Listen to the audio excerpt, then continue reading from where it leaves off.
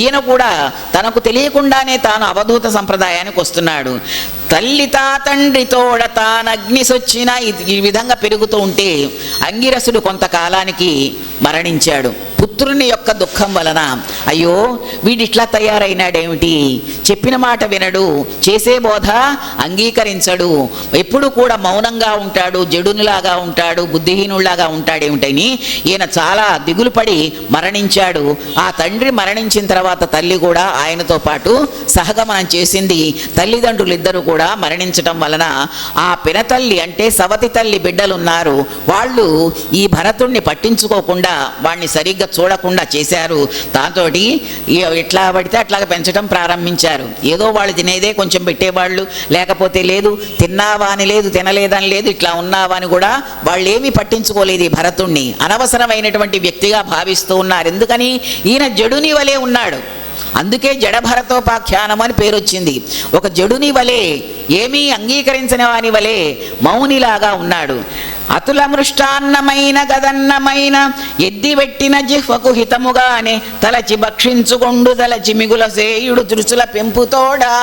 ఆ విధంగా ఏది పెడితే అది తింటూ ఆయన ఉన్నాడు. ఉన్న తర్వాత ఉన్మత్తుడు అనేటటువంటి పేరు కూడా వచ్చింది ఇక్కడ భరతునకు. ఉన్మత్త విధంగా ఆయన జీవిస్తూ ఉన్నాడు. జడభరతుడు ఆ తర్వాత ఇంట్లో నుంచి వెళ్ళిపోయినాడు. ఇంట్లో నుంచి వెళ్ళిపోయి తపస్సు చేసుకోవడానికి అరణ్యాల్లో తిరుగు అవధూత సంప్రదాయం అండి.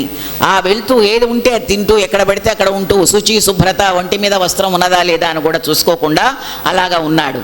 అటువంటి వాడిని ఒక చెట్టు కింద కూర్చొని ఉంటే అక్కడ ఉండేటటువంటి బోయలు అమ్మవారి పూజ చేసుకుంటున్నారు. ఆ పూజకు కాళీ అమ్మవారికి బలి ఇవ్వటానికి ఒక పశువు కావాలి, అది ఎవరైనా సరే బాగానే ఉంటుంది, వీడు పశువులాగా ఉన్నాడు కదా అని చెప్పేసి ఈ జడభరతుణ్ణి పశువు అనుకొని తీసుకొని వెళ్ళి అమ్మవారికి బలి ఇవ్వటానికి పూనుకుండేటప్పటికీ అక్కడ అమ్మవారు ప్రత్యక్షమై ఈ జడభరతుణ్ణి రక్షించింది. ఆమె ఎందుకంటే యహా కృష్ణ శైవ దుర్గా స్యాత్ యా దుర్గా కృష్ణ ఏవ సహ అనయోరంతరాత్మాదర్శి సంసారాత్మ విముచ్యతే. సంసార బంధాల నుంచి మరి విముక్తి పొందటానికి ఎట్లాగా అని ఆలోచించేటటువంటి వాళ్ళు దుర్గారాధన చేయాలి అని కూడా ఇక్కడ చెప్పారు. ఈ విధంగా ఈ బ్రాహ్మణుని పట్టుకొని వెళ్తే అమ్మవారు రక్షించింది. అమ్మవారు రక్షించిన తర్వాత అలాగా వెళ్తూ ఉంటే రహూగణుడు అనేటటువంటి ఒక రాజు కపిలుని దగ్గరికి వెళ్ళి మరి ఆయన జ్ఞానాన్ని పొందటానికని వెళ్తూ ఉంటే బోయీలలో ఒకడు తగ్గాడు. ఆ తగ్గేటప్పటికి బోయీలకి పనికి వస్తాడు, బాగా ఉన్నాడని చెప్పేసి ఈయన్ని పట్టుకొని వెళ్ళారు. జడభర్తుని పట్టుకొని ఆ పల్లకిని మోయించడానికి తీసుకొని వెళ్ళారు.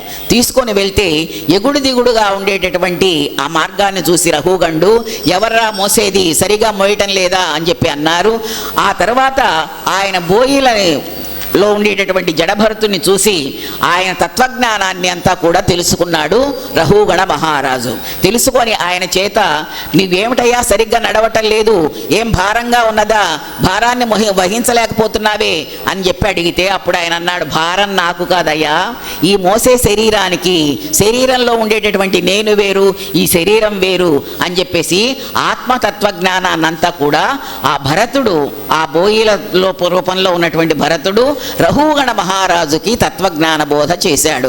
చేసినటువంటి ఆ రహూగణుడు చాలా సంతోషించి, స్వామి అదృశ్య రూపంలో ఉండేటటువంటి అవధూత స్వరూపంలో ఉండేటటువంటి నీ వలన నేను మరి ఈ విధమైనటువంటి జ్ఞానాన్ని పొందాను అని చెప్పేసి దిగి వచ్చి కపిల మహాముని దగ్గరికి వెళ్తున్నాడు జ్ఞానం కోసం.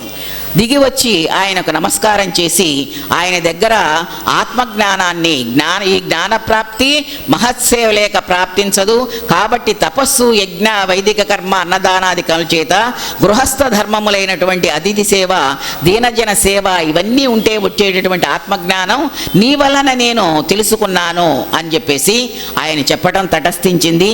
కాబట్టి జడభరతుడు అనేటటువంటి యోగి ఈ రహూగణుడికి జ్ఞానోపదేశం చేశాడు. ఆ తరువాత ఈ రహూగండు ఆయన నమస్కారం చేసి వెళ్ళటం తటస్థించింది. ఆ తర్వాత సంసారారణ్య వర్ణనము, రహూగణుని సంశయం తొలగటం అనేటటువంటి ఆ సంసారారణ్యాన్ని గురించి చెప్పడం జరిగింది. సంసారారణ్యం అంటే భవారణ్యం. జీవుడు నాయకుడు, దుష్టబుద్ధి సారథి. కాబట్టి నాయకుని ధనమును ఇంద్రియములనేటటువంటి దొంగలు అంటే బుద్ధిని దొంగలు మనకు ఉండేటటువంటి పంచేంద్రియాలు లాగేస్తూ ఉంటాయి. కాబట్టి వాటి నుంచి మనం తప్పించుకోవాలి. దారాపుత్రులు జంబుకాలు అంటే మనకు ఉండేటటువంటి జీవ